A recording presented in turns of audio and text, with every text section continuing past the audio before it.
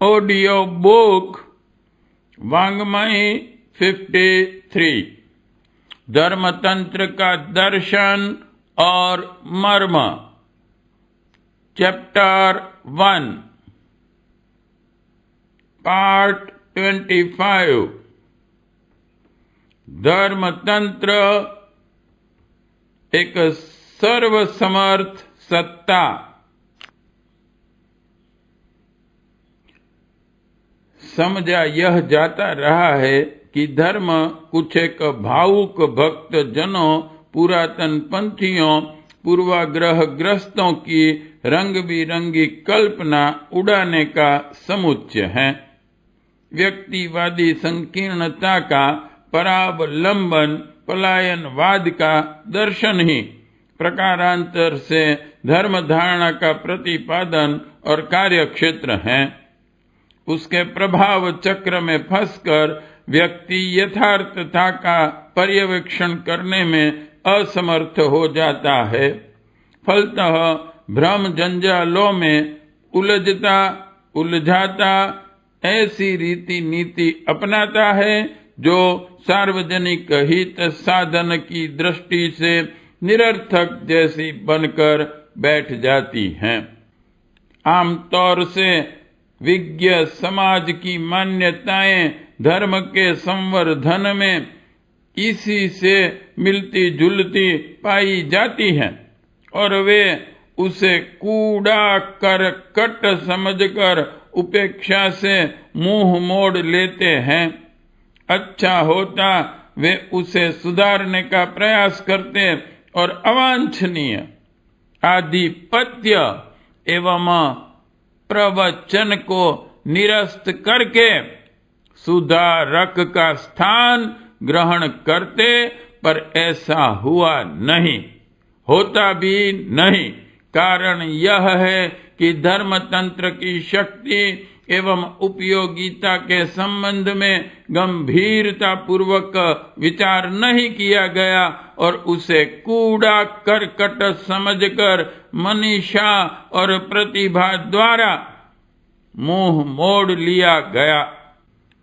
यदि उस क्षेत्र की क्षमता, व्यापकता और उपयोगिता को समझा गया होता तो ऐसी सड़न और दुर्गति न होने देने के लिए विज्ञ जनों ने निश्चय ही कुछ गंभीर सोचा और ठोस कदम उठाया होता। प्राचीन काल में हर क्षेत्र का विस्तार, कार्य क्षेत्र एवं प्रयोग तंत्र सीमित था। धर्म शब्द के अंतर्गत ही उन सभी संदर्भों का समावेश होता था जो मानवीय चेतना को परिष्कृत, प्रगतिशील बनाए रहने के लिए आवश्यक थे। अब वैसी बात नहीं रही। जब विचारणा और व्यवस्था के सभी क्षेत्र में विस्तार हुआ है तो धर्म के क्षेत्र विस्तार को भी पृथक पृथक धाराओं में बहते हुए और अंत में एक सरोवर के रूप में जा मिलते देखा जा सकता है। चेतना को, चिंतन को प्रभावित करने वाले मंत्रों में साहित्य, संगीत, कला की क्षमता सर्वविदित है। दर्शन से व्यक्ति और समाज के चिंतन को दिशा मिलती है। भाव, संवेदनाओं और आस्था, मान्यताओं को किसी बिंदु पर एकत्रित करना उसी का काम है। उत्कृष्टतावादी दर्शन को अध्यात्म कहते हैं। धर्म तत्व का बौद्धिक पक्ष यही है। दूसरा पक्ष कर्म है। उसमें प्रचलन परंपरा का समावेश है। कर्म कांडों से लेकर रीति रिवाजों तक की श्रद्धा इसी में केंद्रीभूत है। इसी व्यवहार पक्ष को इन दिनों धर्म माना जाता है। वह विभिन्न समयों पर विभिन्न परिस्थितियों और आवश्यकताओं के अनुरूप जहाँ जहाँ जिस जिस रूप में पनपा, उस विधि व्यवस्था को संप्रदायों का रूप मिलता चला गया है। कहना न होगा कि मनुष्य की क्षुद्रता जहाँ भी अवसर पाती है, वही घुसपैठ किए बिना नहीं चुकती। धर्म धारणा का संप्रदायों का दुराग्रही रूप बना और अध्यात्म स्वरूप चेतना के सुनियोजित आस्था विज्ञान के आधार पर लोकमानस को उत्कृष्टता का पक्षधर बनाने वाला न रहकर देवाश्रित बनाने जैसी विडंबना में उलझ गया। पर्यवेक्षण से प्रतीत होता है कि धर्म की मूल सत्ता विशुद्ध वैज्ञानिक है, उसमें लोक चिंतन की शालीनता को सहकारिता के प्रति निष्ठावान बनाना है। पूजा, उपासना, शास्त्र, कथा, सत्संग, दान, पुण्य, तीर्थ, भजन आदि क्रिया कृत्यों के पीछे मूलभूत उद्देश्य एक ही है कि मानवीय चिंतन पतनोन्मुख प्रवृत्तियों से विरत होकर पवित्रता और प्रखरता अपनाए, संयमी और उदार चेता बने। चरित्र निष्ठा और समाज निष्ठा के सभी महत्वपूर्ण तथ्य उसमें कूट कूट कर भरे गए हैं। चिथड़ों में लिपटा हुआ हीरा भी ग्राह्य है। प्रस्तुत विकृतियों के ढकोसले को उघाड़कर यदि अंतराल तक पहुंचने और वस्तु स्थिति को पता लगाने का प्रयत्न किया जाए तो पता चलेगा कि धर्म मानवीय उत्कृष्टता का जीवन प्राण है। मनुष्य की काय संरचना पशु वर्ग के अन्य जीवधारियों से भिन्न नहीं है। विकासवादियों के अनुसार वह वानर वंश का है। यदि वैसा है तो मानना पड़ेगा कि पूर्वजों ने एक पेड़ से दूसरे पर उछल जाने की क्षमता भी क्रमशः गंवा दी और लंबी सुशोभित पूंछ से भी हाथ धो बैठा। इस प्रकार पूर्वजों की तुलना में उत्तराधिकारी घाटे की दिशा में ही चले हैं, पर वस्तुतः वैसा है नहीं। निश्चित रूप से हम आगे बढ़े हैं। इस अभिवृद्धि में उसका बौद्धिक पक्ष भी प्रमुख भूमिका निभाता रहा है। आचार संहिता, समाज में संगठन, शिक्षा, परिवार, विज्ञान, अर्थतंत्र, शासन, चिकित्सा आदि अगणित उपयोगी अवलंबनों के सहारे ही मनुष्य समर्थ, सुसंपन्न एवं सुसंस्कृत बन सका है। प्रकृति पर उसके आधार की चर्चा गर्वपूर्वक की जाती है। वैज्ञानिक आविष्कारों ने उल्लेखनीय भूमिका निभाई है। यह सारा चमत्कार मानवीय चेतना के प्रगतिशील विचारधारा दिशा धारा में बहने का सत्परिणाम है। तात्पर्य एक ही है, मानवीय सत्ता में प्रमुखता उसके चेतना पक्ष की है। शरीर तो औजार, उपकरण, वाहन मात्र माना जाता है। शरीर की सुडौलता, सार्थकता, सक्रियता का भी आधारभूत कारण चिंतन चेतना ही है।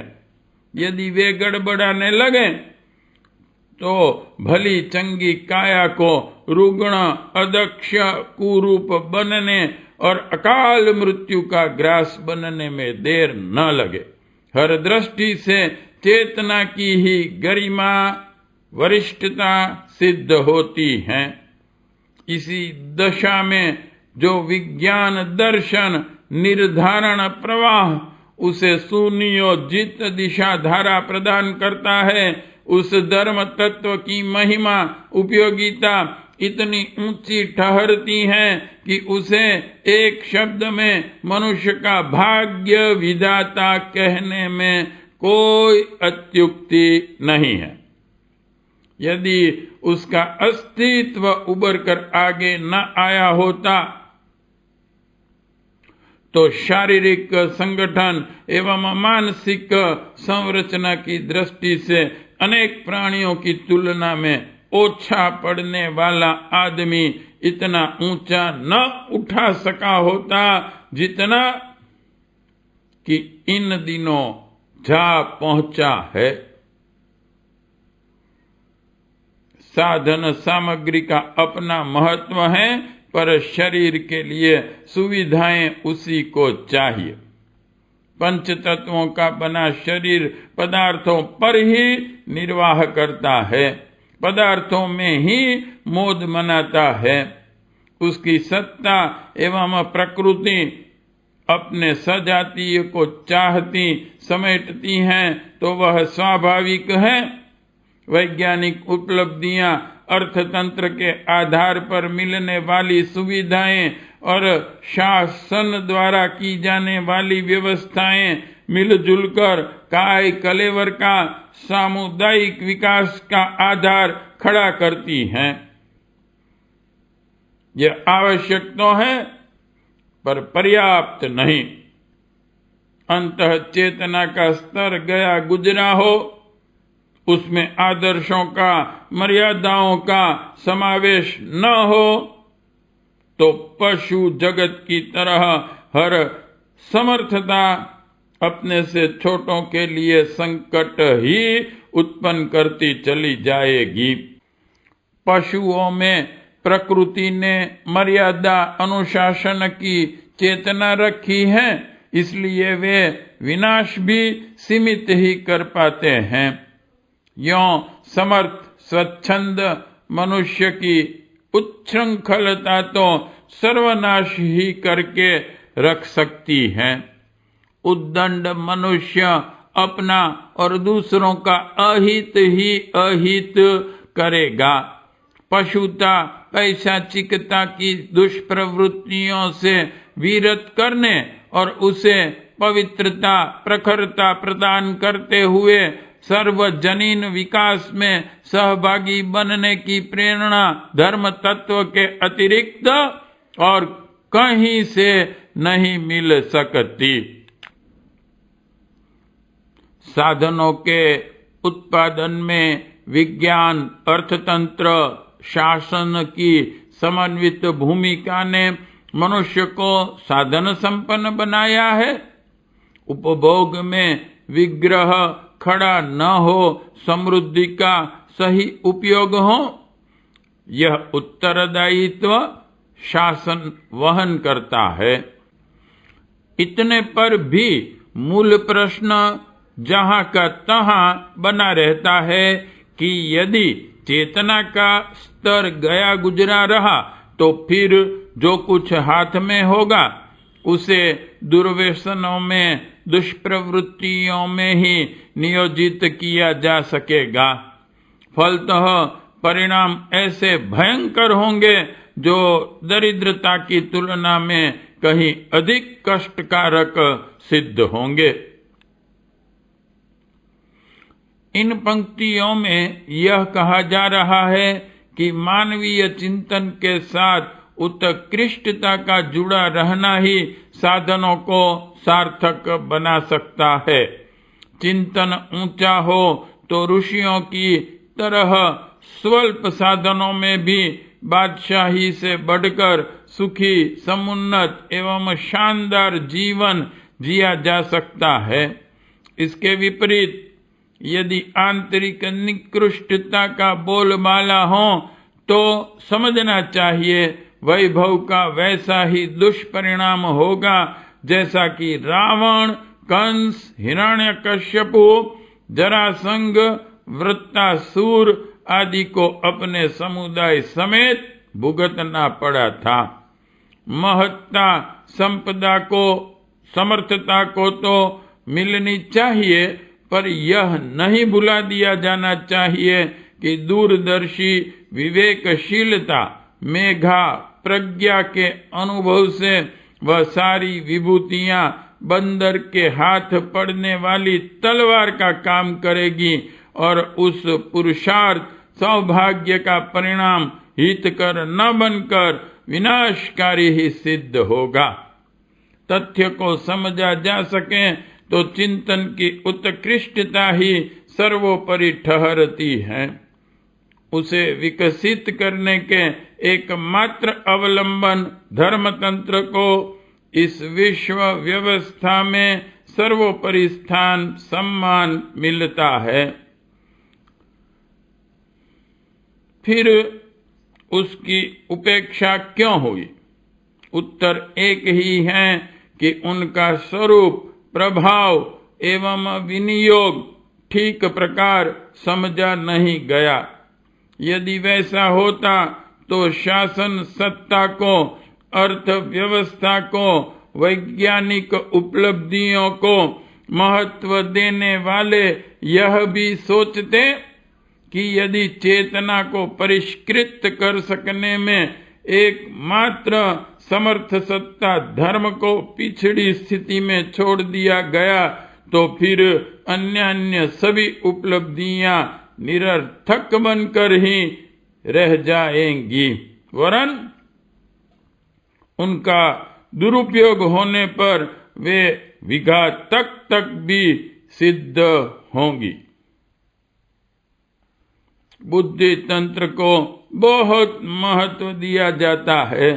शिक्षा के स्कूली अभ्यासी परामर्श प्रधान अनुभव संबंधित कितने अवलंबन अपनाए जाते हैं और समझा जाता है कि जो जितना बुद्धिमान होगा वह उतना ही उपयोगी सिद्ध होगा, उतना ही समर्थ और संपन्न होगा। यह मान्यता भी आंशिक रूप से ही सत्य है।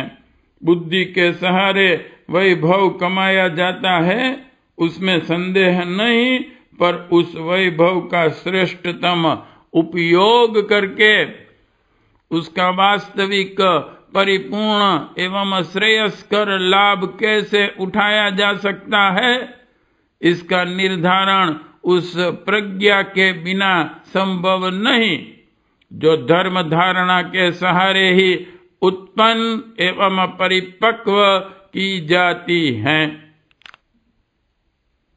यह धर्मतंत्र की दार्शनिक गरिमा हुई।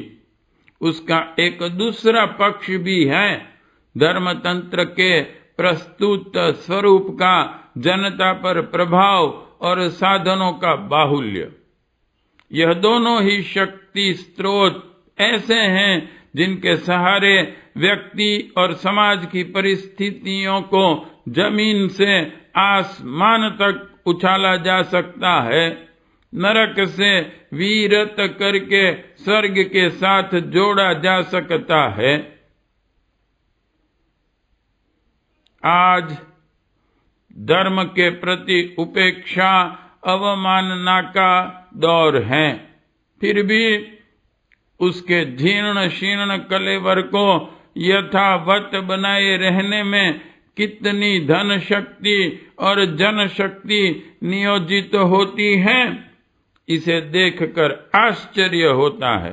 तीर्थ स्थानों के दर्शन, पर्व स्नान, चित्र विचित्र कर्मकांड, पंडा पुरोहितों को मिलने वाला दान, 60 लाख साधु बाबाओं का महंगा निर्वाह, मंदिरों मठों की प्रचुर आजीविका, धर्म संस्थानों के भव्य भवन, उत्सव समारोह, कुंभ पर्व, क्षेत्रीय धर्म स्थानों के मेले आदि में निरंतर लगने वाली जनशक्ति और धन शक्ति का यदि लेखा खोजा तैयार किया जाए तो प्रतीत होगा कि देश में शिक्षा और चिकित्सा पर होने वाले खर्च की तुलना में वह कहीं अधिक है। इसी प्रकार शादियों में होने वाले मृतक भोजों में लगने वाले धन का विवरण बने तो पता चले कि औसत भारतीय की 1/3 आमदनी इन्हीं प्रचलन परंपराओं में खप जाती है, जिन्हें प्रकारांतर से धर्म प्रथा का अंग ही कहा जा सकता है।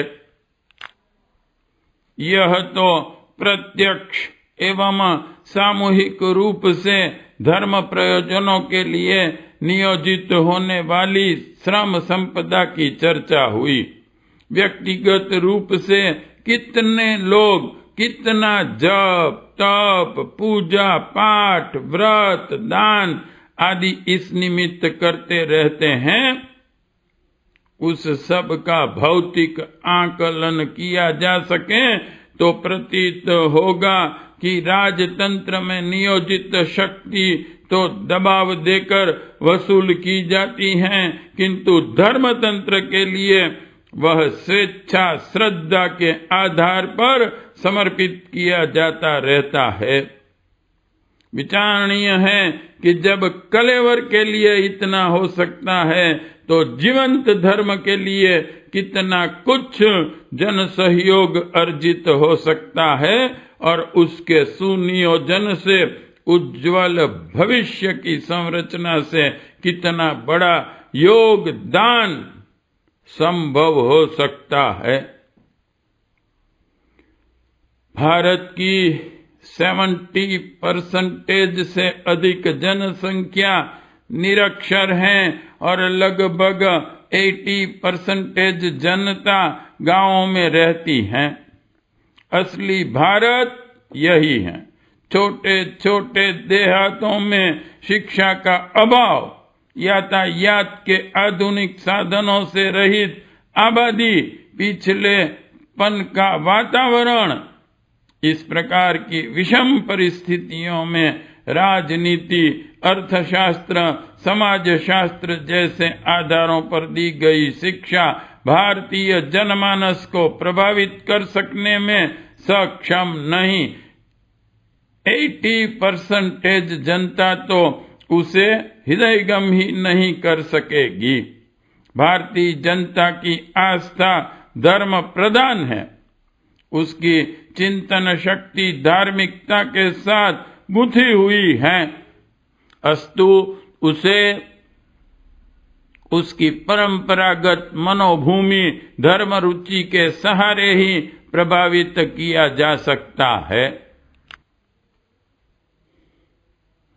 लोक मानस को प्रभावित करने और उसे किसी दिशा में नियोजित करने में दो शक्तियां प्रमुख है, एक राज सत्ता या शासन सत्ता और दूसरी धर्म सत्ता। शासन सत्ता के पास धन शक्ति एवं दंड व्यवस्था रहती है। राज सत्ता इनके द्वारा लोगों को प्रभावित एवं नियंत्रित कर अपने साधनों से मनचाही दिशा में चलने को विवश कर सकती हैं। कानून, पुलिस, कचहरी, जेल आदि के भय से लोगों को सही दिशा में चलाने का प्रयास किया जाता है।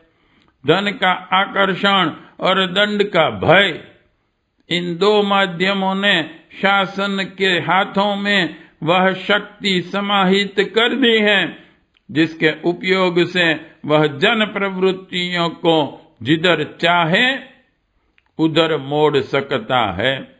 दुष्प्रवृत्तियों को रोकने हेतु शासन के साथ जनबल, धनबल, शस्त्र बल सभी कुछ होता है।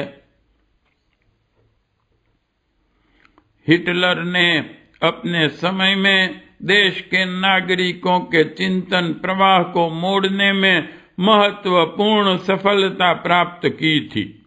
उसने विश्व विजय का स्वप्न साकार करने के लिए जर्मन पीढ़ियों में जातीय श्रेष्ठता और विश्व शासन की विशेष योग्यता की मान्यता प्रत्येक जर्मन नागरिक के मन में भरने का निश्चय किया और तदनुसार शासन सत्ता के समस्त साधनों को झोंक दिया। विशेष प्रकार की शिक्षा पद्धति विनिर्मित की गई थी, उसे पूरे जर्मनी में आनन फानन में लागू किया गया। उसको इसमें सफलता भी मिली। भारत में भी यह प्रयोग हुआ था। अंग्रेजों के शासन काल में उन्हें क्लर्कों बाबुओं की आवश्यकता हुई। लॉर्ड मैकाले ने शिक्षा पद्धति का आधार इसी आवश्यकता की पूर्ति करने लायक व्यक्ति उत्पन्न करना बनाया। उसने शिक्षा का ढांचा इसी प्रकार तैयार किया। कॉलेजों में निकलने वाले अधिकांश छात्र तदनुरूप बनते ढलते चलते गए। लगभग वही शिक्षा पद्धति अपने देश में अभी चल रही है। बालक के व्यक्तित्व के सर्वांगीण विकास का प्रयोजन शिक्षा का वास्तविक उद्देश्य उससे पूरा नहीं हो रहा है। यह राजसत्ता की शक्ति के उपयोग की बात है। शासन सत्ता अपने में एक महत्वपूर्ण शक्ति है। उसके साधनों का उपयोग यदि सही दिशा में किया जा सके तो उससे व्यक्ति और समाज की परिस्थितियों में अभीष्ट परिवर्तन लाया जा सकता है। जनमानस को प्रभावित करने वाली दूसरी अत्यंत महत्वपूर्ण शक्ति धर्म सत्ता की है। इन दिनों धर्म शब्द को सुनकर बुद्धिजीवी वर्ग नाक भौं सिकोड़ने लगता है। उसे अंधविश्वासी मूढ़ मान्यताओं एवं ठग विद्या का जाल जंजाल भर मानता है। बुद्धिजीवी वर्ग की इस मान्यता को इस समय अनुचित एवं अनुपयुक्त भी नहीं कहा जा सकता। धर्म कर्म में निरत पंडा पुजारियों के आचरण एवं क्रियाकलापों को देखकर ऐसी धारणा बन जाना असंगत नहीं। धर्म क्षेत्र में आज जितनी विकृति समाविष्ट है उतनी संभवतः अन्य किसी क्षेत्र में नहीं होगी। धर्म क्षेत्र में संव्याप्त विकृतियों के प्रति ही प्रबुद्ध वर्ग का तिरस्कार एवं आक्रोश हो सकता है, अन्यथा धर्म की मूल सत्ता से इनकार कर सकना, उसे अनुपयोगी एवं अनावश्यक ठहरा सकना किसी के लिए भी संभव नहीं। धर्म मानवीय अंतराल की स्वाभाविक प्रकृति है। उसे अलग कर देने से तो मानवता ही नष्ट हो जाएगी। मानवीय अंतःकरण यदि आग है तो धर्म उसकी गर्मी, अग्नि और ऊष्मा को पृथक किया भी कैसे जा सकता है। धर्म मनुष्य के अंतःकरण को प्रभावित करता एवं अनुशासित रखता है, क्योंकि व्यक्ति में उत्कृष्टता अपनाने एवं आदर्शों को कार्यान्वित करने की उमंग भरता है। धर्म का शासन मानव के गहन अंतराल पर जाकर प्रतिष्ठित होता है, जबकि राजसत्ता में मनुष्य के बाह्य जीवन को प्रभावित, आकर्षित एवं नियंत्रित कर सकने की क्षमता है। धर्म व्यक्ति में उदार भावनाएं, उदार दृष्टिकोण एवं उमंगे भरता है, जबकि राजतंत्र की कठोरता आतंक प्रस्तुत करती है। शासन तंत्र के पास भौतिक उत्तरदायित्व भी कम नहीं। घरेलू, राष्ट्रीय एवं विदेशी अंतरराष्ट्रीय समस्याओं की कमी नहीं। शिक्षा के क्षेत्र में लगे हुए कर्मचारी तो निर्धारित पाठ्यक्रम ही पूरा करते रहते हैं। उनके द्वारा भावनात्मक नवनिर्माण में योगदान नहीं के बराबर है। आस्थाओं के परिष्कार, भावनाओं को उदात्त एवं उत्कृष्ट बनाने का महान कार्य धर्म सत्ता के माध्यम से ही भली प्रकार संभव हो सकता है। लोकमानस के मर्म स्थल को स्पर्श करने एवं उनका परिष्कार करने के लिए धर्मतंत्र का ही उपयोग करना होगा। इसी के माध्यम से जन भावनाओं को उभारा, मोड़ा, सुधारा और उठाया जा सकता है। समाज की काया पलट कर रख देने वाले महामानव धर्म क्षेत्र के उद्यान में ही उपजे हैं। प्राचीन काल के अवतार, देवदूत, ऋषि मुनिषि, संत, ब्राह्मण मानव जाति का मस्तक ऊंचा करते रहे हैं और उन्होंने जन समुदाय को सर्वतोमुखी प्रगति के पथ पर अग्रसर करने में महत्वपूर्ण योगदान दिया है। पूरे विश्व के महामानवों का गौरवमय इतिहास धर्म क्षेत्र का अनुदान है। राज सत्ता व्यक्ति के मस्तिष्क को प्रभावित कर सकती है, हृदय को नहीं छू सकती। यह प्रयोजन धर्म तंत्र ही पूरा कर सकता है। आज की परिस्थितियों में सुसंस्कारिता का वातावरण विनिर्मित करने के लिए सर्वसुलभ, संभव एवं व्यावहारिक उपाय यह है कि प्राचीन धार्मिक संस्कारों, पर्व त्योहारों को वर्तमान परिप्रेक्ष्य में मनाने की सत्परंपराओं की प्रतिष्ठा हो। घर घर में बच्चों के जन्मदिन मनाए जाएं, संस्कार आयोजन संपन्न किए जाएं और इस माध्यम से समूचे परिवार को यह सिखाया जाए कि बालकों के भविष्य को यदि सचमुच ही उज्जवल बनाना हो तो उन्हें संस्कारिता की खुराक देनी आवश्यक है। यह उपलब्धि शालीनता भरे वातावरण में ही हो सकती है।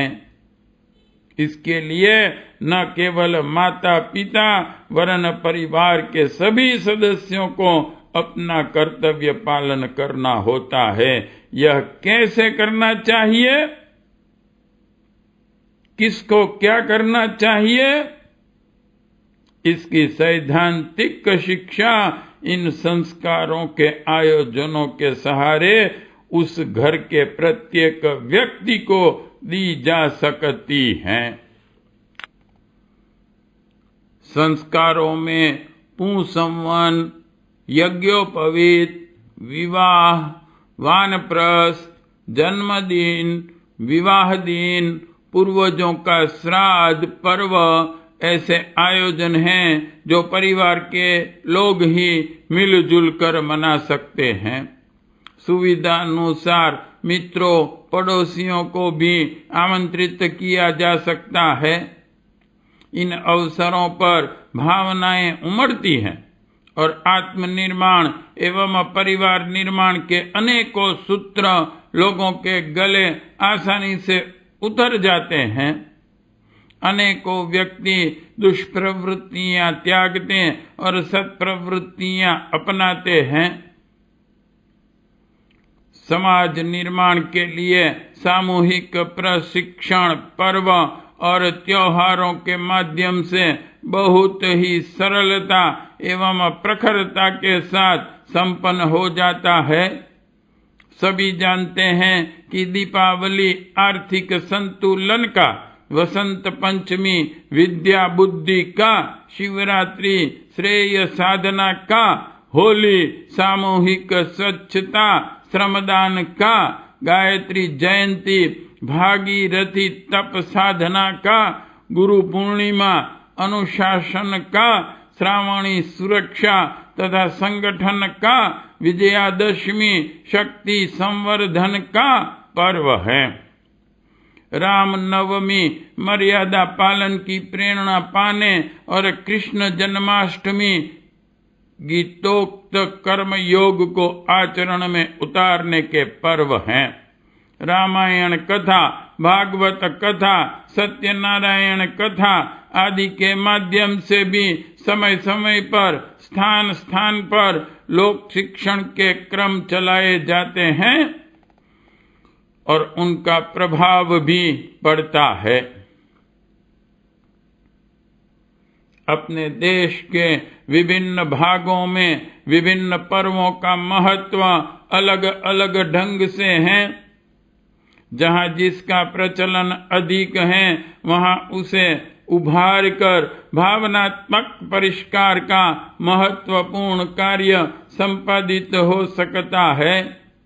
देश की छोटे छोटे देहातों में बिखरी हुई जनता का भावनात्मक नवनिर्माण धर्मतंत्र के द्वारा ही संभव है। भारत का इतिहास साक्षी है कि यहाँ सुधार आंदोलनों को सफल बनाने में धर्मतंत्र ही कारगर सिद्ध हुआ है। गांधी, दयानंद, विवेकानंद, चैतन्य, नानक, कबीर आदि के क्रांतिकारी कार्य धर्मतंत्र से ही हुए हैं।